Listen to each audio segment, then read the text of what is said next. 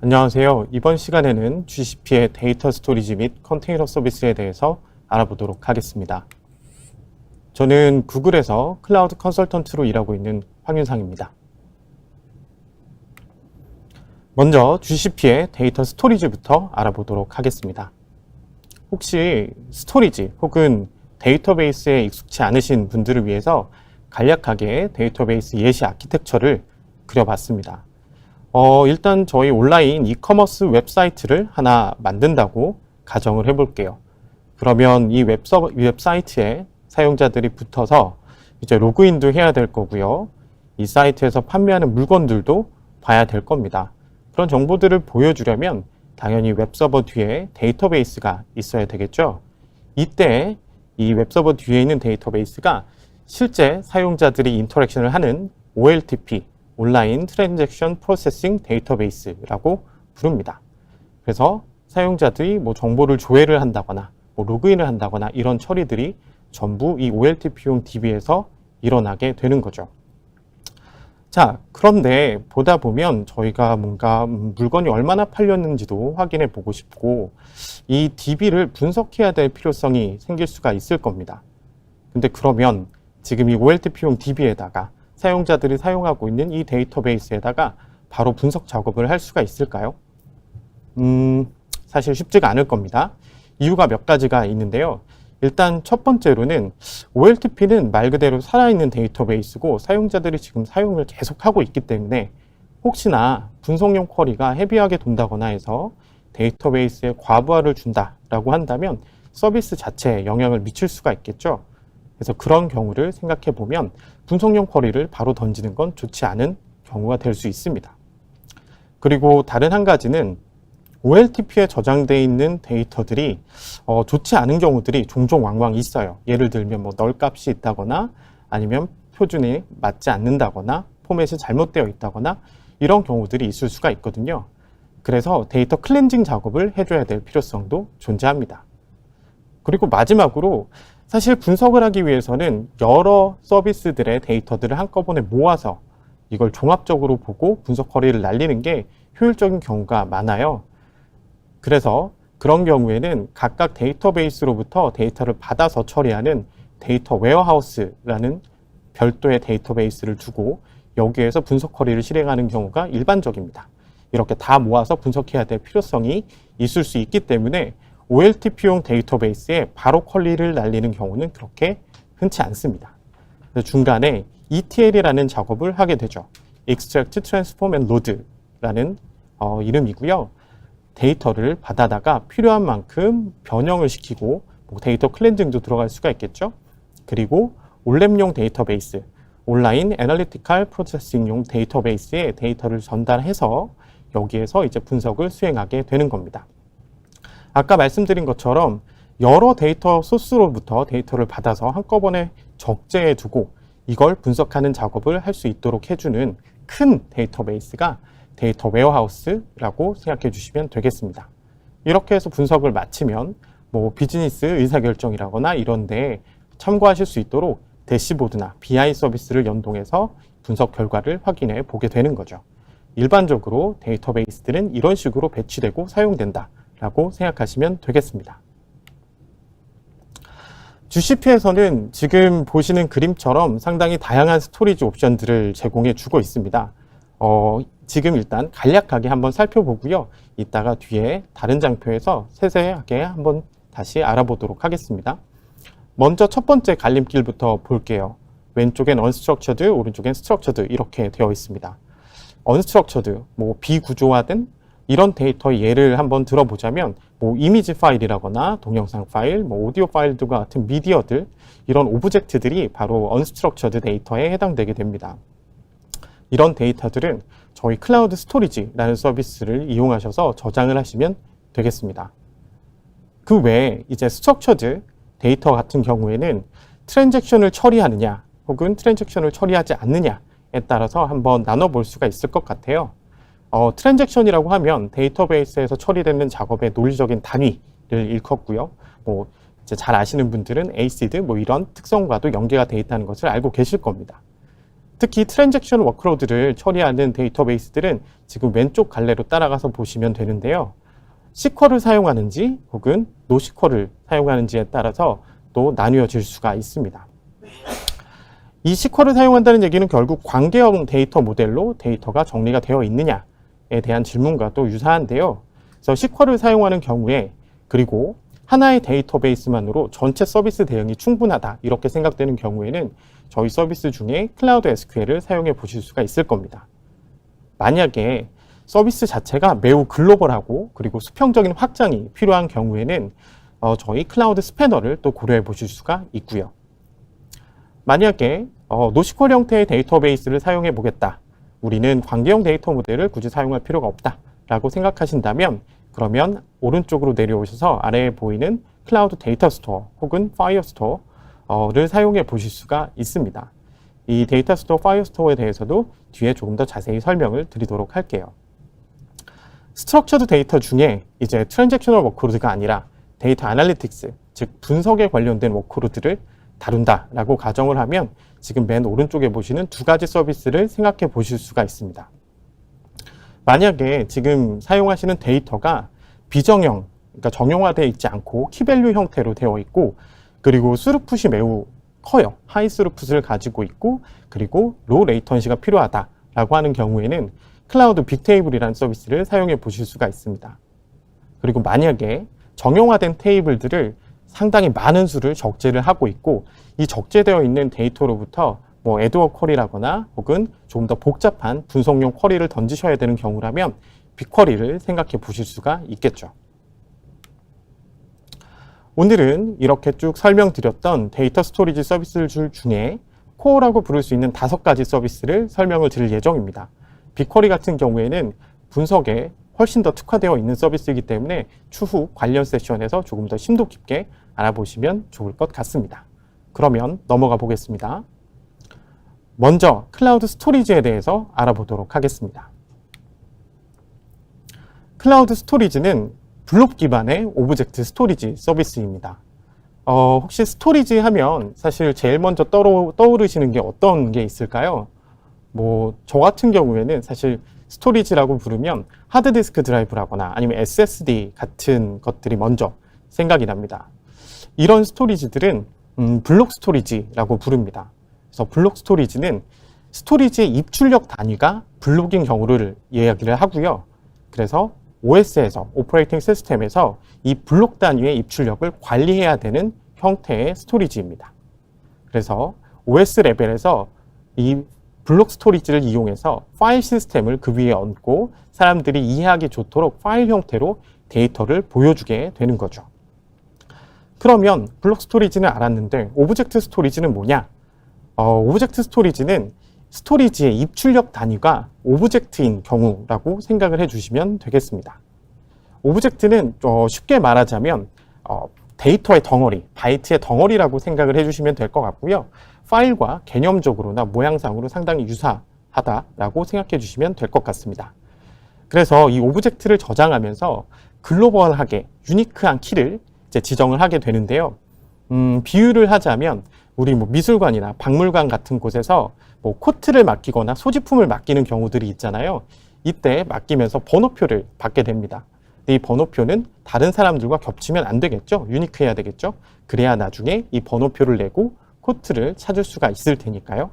그래서 이런 것과 유사하게 독립적이고 유일한 키가 지정이 되게 된다라고 생각해 주시면 될 것 같습니다. 이 키가 오브젝트랑 이제 대응이 되는 형태인 거죠. 그래서 GCS, 구글 클라우드 스토리지는 이 키 모양을 URL 모양으로 사용을 하고 있습니다. 그 얘기인 즉슨 기본적으로 이 구글 클라우드 스토리지가 HTTP를 지원한다는 이야기고요. 다시 말해서 웹 인터페이스를 내장한 오브젝트 스토리지 서비스다라고 이해해 주시면 될 것 같습니다. 오브젝트 스토리지를 사용하실 때 보면 파일 시스템에서 블록 스토리지를 사용하실 때와는 조금 차이가 있습니다. 파일을 열어서 그 자리에서 수정한다거나 하는 작업들이 오브젝트 스토리지에서는 불가능해요. 그래서 오브젝트를 다운로드를 한 다음에 이걸 수정해서 새 버전의 오브젝트를 업로드하는 형태로 수정을 할 수가 있습니다. 같은 키로 업로드를 하게 되면 말 그대로 교체가 되는 거죠. 덮어 씌우기가 일어나게 되는 겁니다. 혹시 이런 오브젝트 스토리지를 마치 파일 스토어 혹은 파일 시스템에서 바로 사용하시고 싶으신 경우에는 그런 경우에는 서드파티 솔루션 중에 뭐 GCS 퓨즈 같은 것들을 이용하셔가지고 파일 스토리지처럼 사용하시는 방법도 존재하기는 합니다만 일반적으로는 온라인에서 컨텐츠를 서비스를 한다거나 아니면 백업 혹은 아카이빙을 할 용도로 이 GCS를 사용하시는 경우가 대부분입니다. 이 GCP의 그 저장소 서비스들은 뭐 구글 클라우드 스토리뿐만 아니라 대부분 전부 다 저장을 하기 전에, 즉 데이터를 디스크에 쓰기 전에 서버 사이드에서 암호화를 처리를 합니다. 그걸 완료하고 저장을 하게 되어 있고요. 그리고 사용자의 디바이스와 구글 간의 데이터 통신은 HTTPS, TLS를 이용해서 암호화가 됩니다. 그래서 여러분들께서 데이터를 구글 클라우드 스토리지 업로드를 하신다라고 하신다면 기기에서부터 이 구글 클라우드 스토리지까지 전송 구간도 TLS로 암호화가 되고 그리고 저장될 때도 구글 측에서 서버 사이드 암호화를 완료한 형태로 저장소에 데이터를 저장하게 되는 거죠. 그래서 엔드투엔드로 전체 다 암호화가 일어난다라고 보시면 되겠습니다. 그리고 대용량 데이터 이동을 위한 온라인, 오프라인 트랜스퍼 서비스들도 존재합니다. 조금 더 세부적인 내용을 알아볼게요. 클라우드 스토리지 파일은 버킷에 저장을 하도록 되어 있습니다. 그러면 버킷이 어떤 건지 그리고 어떤 식으로 쓸 수 있는 건지 한번 알아봐야 되겠죠. 일단 버킷을 생성하는 것부터 생각을 해볼게요. 버킷을 생성할 때는 글로벌하게 고유한 이름을 지정해야 됩니다. 왜냐하면 버킷 이름이 키로 쓰이기 때문에 그래요. 아까 말씀드렸던 코트 보관소 예제를 생각해 보시면 되겠죠. 그리고 그 다음에 스토리지 클래스, 기본으로 사용할 스토리지 클래스를 지정을 해야 됩니다. 이 클래스 관련해서는 다음 장표에 조금 더 설명을 드릴게요. 그리고 그 다음으로는 버킷을 둘 위치를 지정을 해야 됩니다. 리전, 멀티 리전 분류도 다음 장표에 설명을 드릴 생각이고요. 실제로 위치를 지정하는 데 있어서 가장 중요한 부분은 사용자가 실제로 사용하는 위치로부터 가까운 곳에 위치를 두는 것이 좋다라는 점입니다. 다음으로 데이터에 누가 액세스를 할 수 있을지 이 액세스 정책도 정리를 해 주셔야 될 텐데요. 기본적으로 클라우드 IAM과 통합되어 있어서 IAM 정책으로도 충분히 제어를 하실 수가 있습니다. 하지만 혹시 조금 더 세밀한 제어가 필요하신 경우라면 ACL이라고 부르는 액세스 제어 목록을 이용하셔서 버킷과 객체에 대한 액세스 권한이나 아니면 수준을 정의하실 수도 있습니다. 그리고 필요에 따라서 오브젝트, 그러니까 객체에 대한 버전 관리를 켤 수가 있도록 되어 있습니다. 일반적으로 같은 키로 업로드를 하게 되면 덮어쓰기가 일어나게 되는데요. 이 버전 관리를 켜게 되면 실제로 덮어쓰기가 일어나는 것이 아니라 버전별로 해당 오브젝트들이 정리가 되게 되는 거죠. 그래서 구글 클라우드 스토리지에서 모든 객체의 수정 기록을 가지고 있도록 하게 되는 거고요. 그 버전도 유지할 수 있고 필요에 따라서 복구할 수도 있도록 되어 있습니다. 뿐만 아니라 수명주기 관리 규칙도 정의할 수가 있는데요. 예를 들어서 1년이 지나면 이 오브젝트들은 삭제를 한다거나 혹은 특정 시점 이전에 생성된 객체들은 다 삭제를 한다거나 혹은 버저닝을 켜신 경우라면 그러면 최신 3개의 오브젝트만 유지를 하고 나머지는 삭제를 한다거나 하는 형태의 규칙도 정의하실 수가 있죠. 그러면 클라우드 스토리지의 이 등급들, 티어들을 좀 살펴보겠습니다. 지금 여기에는 멀티 리저널, 니어라인, 콜드라인 이렇게 나와 있긴 합니다만 일단 크게 클래스는 3가지로 생각을 해볼 수가 있을 것 같아요. 이 멀티 리저널과 리저널은 표준, 스탠더드 클래스입니다. 그래서 이 리둔던시나 가용성에 따라서 이제 멀티 리전이냐 아니면 듀얼 리전이냐 아니면 리전이냐 이런 식으로 분류가 될 수가 있는 거죠. 일반적으로 뭐 GC 버추얼 머신이나 아니면 GK 같은 서비스들에서 이 버킷을 많이 사용한다, 특정 리전 내에서 많이 사용한다, 그러면 리저널 버킷을 선택해 주실 수가 있고요. 혹시 DR을 생각을 하고 계신다거나 혹은 특정 리전 이외에 더 넓은 지역에서 이 버킷을 사용한다라고 하신다면 멀티 리저널 또는 듀얼 리저널을 사용해 보실 수도 있을 겁니다. 그리고 여기엔 나와 있지 않지만 지금 니어라인, 콜드라인 오른쪽에 아카이브 같은 경우도 있습니다. 지금 보시면 각각의 빈도, 액세스 빈도에 따라서 이 구분을 해놓은 걸 보실 수가 있는데요. 멀티 리저널, 리저널과 같은 스탠더드는 일반적으로 자주 액세스하는 오브젝트들을 저장하시는 데 효율적이고요. 니어라인은 나와 있듯이 월 1회 미만, 그리고 콜드라인은 분기 1회 미만입니다. 아까 설명드리려고 했던 아카이브 스토리지 같은 경우에는 연애 1회 미만 정도로 액세스 하시는 경우에 적합한 스토리지라고 설명드릴 수가 있겠네요. 혹시 뭐 정책상 혹은 컴플라이언스상 로그를 보존해야 된다거나 실제로 액세스할 일은 많지 않은데 뭔가 아카이브를 해야 되는 경우가 있을 때 그럴 때 이 니어라인, 콜드라인 혹은 아카이브 스토리지를 고려해 보시면 좋겠습니다. 이 클래스들에 대해서 전부 동일한 클라우드 스토리지 API를 사용하실 수가 있고요. 전부 밀리초 단위의 액세스 시간을 보여줍니다. 스토리지 가격은 이제 저장을 하는 데 드는 비용인데요. 보시는 것처럼 멀티리저널부터 콜드라인, 그 다음에 아카이브로 가면서 점점 저장소를 사용하는 비용은 줄어들고요. 대신 이 검색 가격이라는 게 올라갑니다. 검색 가격은 데이터에 액세스하는 데 드는 비용이에요. 그래서 자주 액세스를 할수록 니어라인이나 콜드라인 혹은 아카이브 스토리지는 비용이 더 많이 발생하는 구조라고 생각해 주시면 되겠습니다. 그래서 덜 액세스하는 정보일수록 스토리지 가격이 싼 니어라인, 콜드라인 혹은 아카이브 스토리지에 두는 것이 유리하겠죠.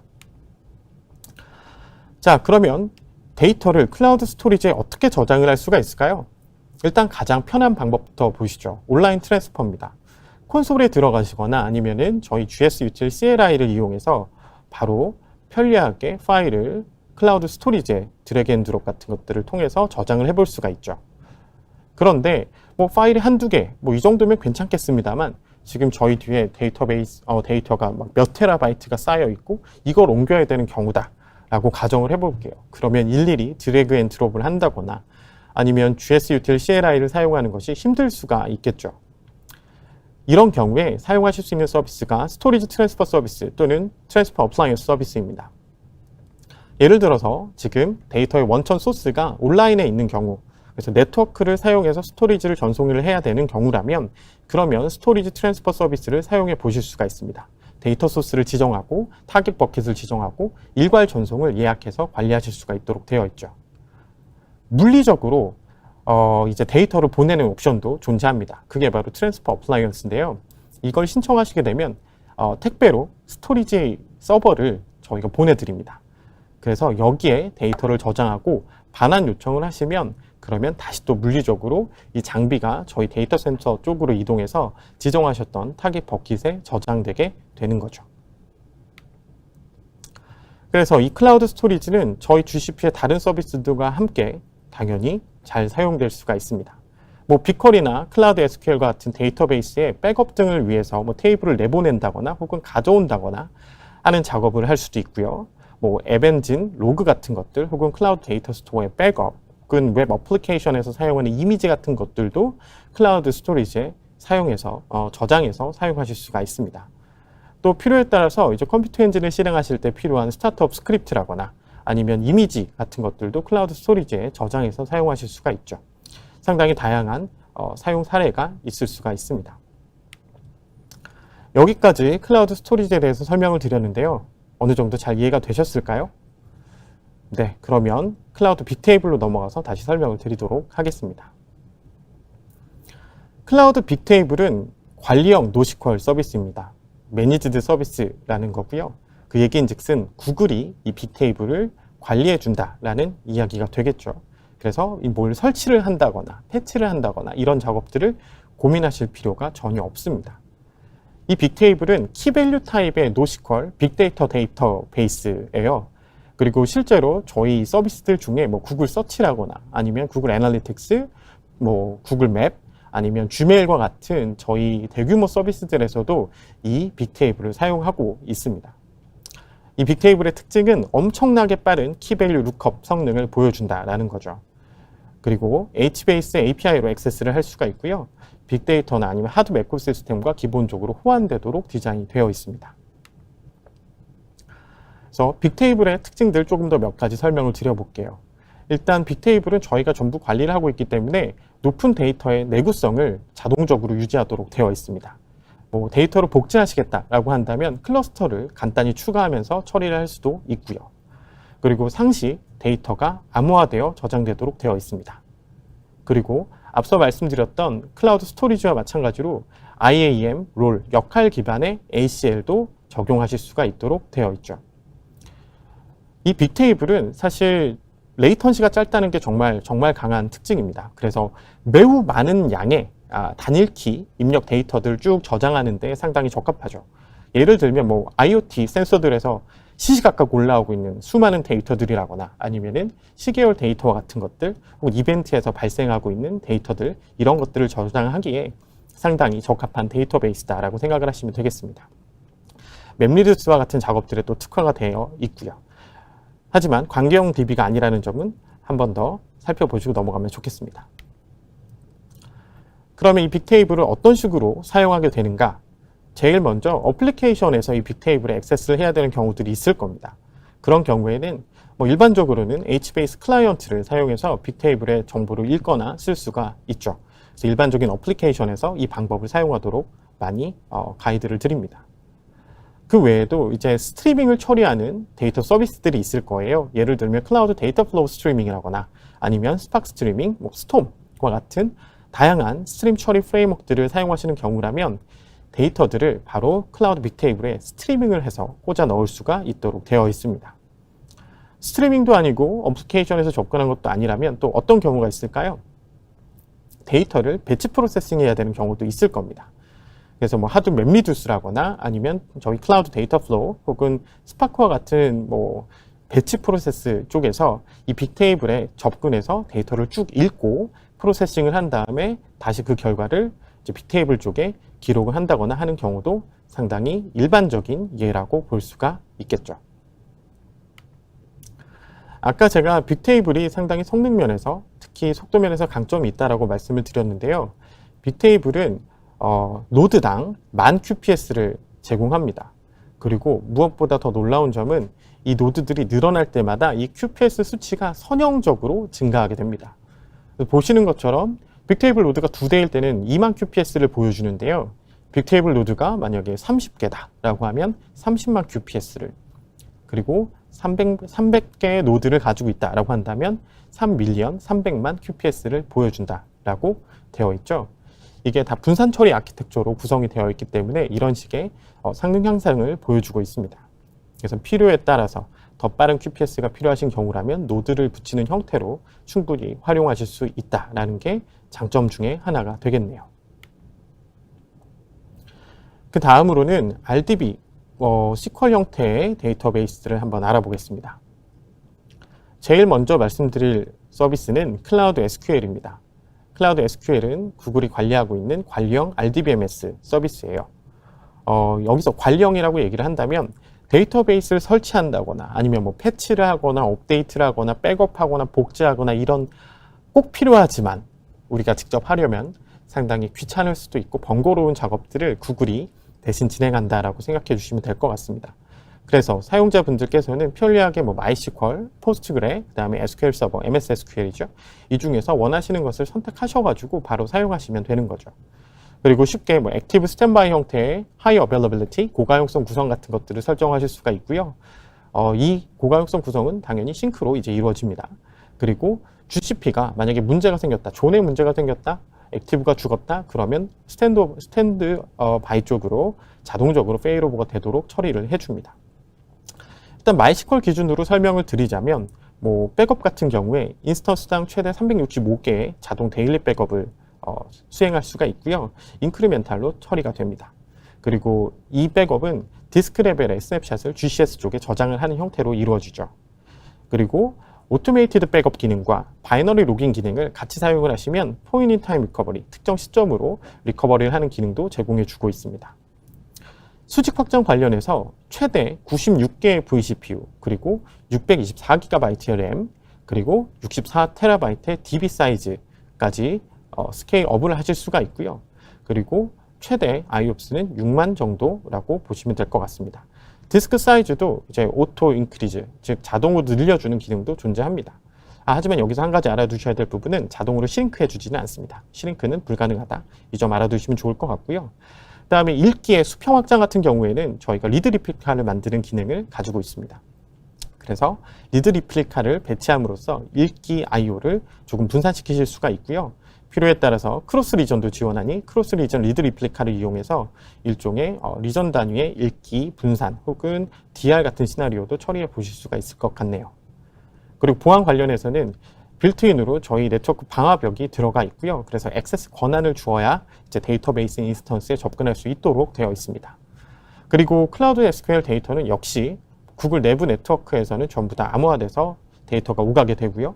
저장 시에도 이제 구글이 인크립션을 자동으로 처리해서 저장하게 됩니다. 이 클라우드 SQL 역시 다른 GCP 서비스들과 잘 활용이 될 수가 있겠죠. 그래서 어플리케이션 레벨에서 이 클라우드 SQL을 사용하겠다. 그러면 일반적인 표준 드라이버들을 다 사용하실 수가 있습니다. 뭐 커넥터 J라거나 아니면 MySQL DB 이런 것들을 활용하실 수가 있고요. 특히 앱 엔진 같은 곳에서 프로그래머틱하게 어플리케이션에 접근하실 때는 이런 옵션들을 사용하실 수가 있죠. 그리고 GC 버추얼 머신에서 액세스를 하신다라고 하신다면 뭐 프라이빗 IP 구성을 통해서 연결하거나 혹은 이제 외부 인터넷을 통해서 퍼블릭 IP를 연결하신다라고 하신다면 특정 IP를 허용해 주도록 설정하셔서 액세스하실 수 있습니다. 그리고 그 외에도 뭐 클라우드 SQL 프록시를 사용한다거나 아니면 클라우드 SQL 커넥터 이런 것들도 사용하실 수가 있고요. 그리고 이제 SQL과 함께 많이 사용되는 툴들이 뭐 워크벤치 혹은 토드 같은 것들도 함께 사용하실 수 있습니다. 자, 클라우드 SQL은 이쯤 설명을 드렸고요. 그러면 클라우드 스패너는 뭔지 또 궁금하실 것 같습니다. 아까 말씀드렸던 내용 중에 수평으로 확장 가능한 RDBMS가 클라우드 스패너라고 말씀을 드렸었어요. 사실 RDB를 사용하게 되면 RDB의 특징들이 뭐 스키마가 존재를 하고 ACID 트랜잭션을 지원을 하고 그다음에 SQL을 사용하고 이런 것들이 바로 RDB의 특징인데요. 사실 RDB를 사용할 때 제일 어려운 게 바로 수평적으로 확장하기가 정말 어렵다는 거였죠. 그래서 사실 라이트 확장이 어렵다는 건 정말 큰 이슈 중에 하나고요. RDB에게는 꿈만 같은 일입니다. 수평으로 확장을 하는 게요. 근데 스패너 같은 경우에는 스트롱 글로벌 컨시스턴시, 강력한 글로벌 일관성을 보장해 주고요. 그리고 고가용성을 보장해 줍니다. 거기에다가 수평 확장도 지원을 하죠. 소위 그 캡 이론이라고 있죠. 캡 이론의 컨시스턴시, 어베일러빌리티, 그 다음에 네트워크 파티셔닝을 전부 처리할 수 있는 것처럼 보이는 형태의 서비스라고 생각하시면 되겠습니다. 아주 뭐 완벽하고 논리적으로 엄밀한 형태라고 보기는 어렵습니다만 실질적으로는 CAP를 다 만족시킨다기보다는 CP의 만족도가 높은 CP를 만족시키는 서비스라고 보시면 되겠습니다만 실질적으로 저희가 개발한 기술인 트루타임이라는 타임스탬프 기능, 그 다음에 구글의 아주 빠르고 강력한 네트워크를 토대로 강력한 일관성을 획득할 수 있고 가용성도 99.999, 59을 가져가면서 충분히 이런 부분들을 백업하는 형태의 데이터베이스다라고 생각하시면 될 것 같습니다. 하지만 분명히 제약들도 있으니 자세한 내용을 한번 확인해 주시는 게 좋을 것 같고요. 예를 들어서 멀티 리전을 사용하는 서비스라거나 여러 지역에서 하나의 데이터베이스를 사용해야 되는 케이스, 그리고 DB 크기가 크고 IOPS가 상당히 높아야 되는 경우 그때 스패너를 고려해 보실 수 있겠습니다. 다음으로는 클라우드 데이터 스토어를 설명을 드릴게요. 클라우드 데이터 스토어는 수평으로 확장 가능한 노시퀄 데이터베이스입니다. 아까 빅테이블도 노시퀄이었는데요. 클라우드 데이터 스토어도 노시퀄이라고 되어 있죠. 큰 차이는 아까 빅테이블이 키밸류였다면 지금 데이터 스토어는 다큐멘트 DB 형태라고 생각을 하시면 될 것 같아요. 처음에는 이제 앱 엔진용 데이터 스토어로 시작을 해서 계속 발전을 해온 서비스고요. 현재는 뭐 파이어 스토어 데이터베이스 데이터 스토어 모드라거나 아니면 뭐 이제 데이터 스토어 자체 이런 것들도 선택을 하실 수가 있고 모바일 같은 경우에는 파이어 스토어를 선택하실 수도 있습니다. 스키마가 없고요. 그리고 제이슨 오브젝트 형태의 엔티티를 사용하는 형태라고 보시면 되겠습니다.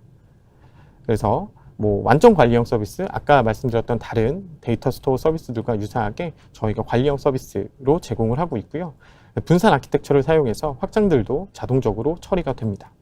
그리고 여기 빌트인 레둔던시라고 되어 있는데 저희가 가용성을 최대한 확보할 수 있도록 서비스를 구현해 놨고요. ACID 트랜잭션을 지원한다는 게 또 특징 중에 하나입니다. 그래서 클라우드 데이터 스토어의 장점을 한번 알아볼게요. 일단 스키마 리스 형태이니 처음부터 데이터 구조를 크게 고려할 필요가 없는 상황에서 사용하기 좋습니다. 로컬 개발 도구도 저희가 지원해 드리고 있고요. 그 다음에 무료 1일 할당량도 이 클라우드 데이터 스토어에서 제공해 드리고 있어요. 뿐만 아니라 REST 인터페이스도 이제 같이 제공해 드립니다. 이 내용들을 다 종합해 본다면 그러면 어떤 때 좋을까요? 신규 서비스를 이제 막 개발을 해볼 때, 새로 이제 한번 만들어 볼 때 그때 빠르고 간단하게 비용적으로도 가볍게 사용을 해볼 수가 있겠죠. 특히 트랜잭션을 처리할 수 있고 그 다음에 플랜드 다운타임이 없는 것도 이 클라우드 데이터 스토어의 주요한 장점 중에 하나입니다. 자, 그러면 지금까지 알아봤던 스토리지 내용들을 한번 쭉 비교를 해볼게요.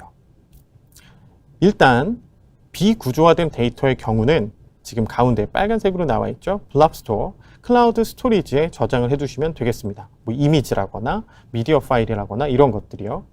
그래서 클라우드 스토리지는 딱 여기다가 떼어두고 나머지를 살펴볼게요. 노시퀄이냐 시퀄이냐에 따라서 생각을 해볼 수가 있을 것 같아요. 노시퀄인 경우, 특히 트랜잭션이 필요한 노시퀄인 경우에는 클라우드 데이터 스토어를 사용하시는 게 맞습니다.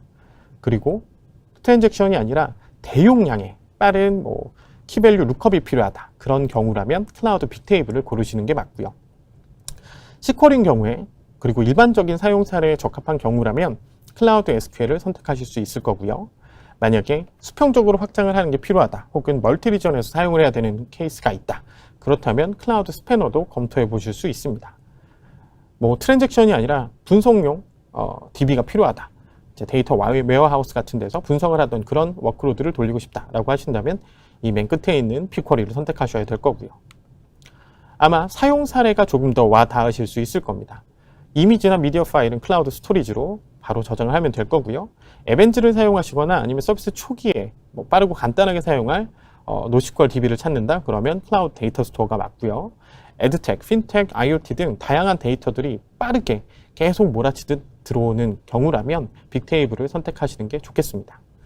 그리고 어플리케이션에서 일반적으로 사용하는 DB는 클라우드 SQL, 대규모 DB 혹은 멀티 리전이 필요한 경우엔 스패너, 그리고 데이터 웨어하우스를 대체하고 싶다? 그럼 빅쿼리를 생각해 보실 수가 있겠네요.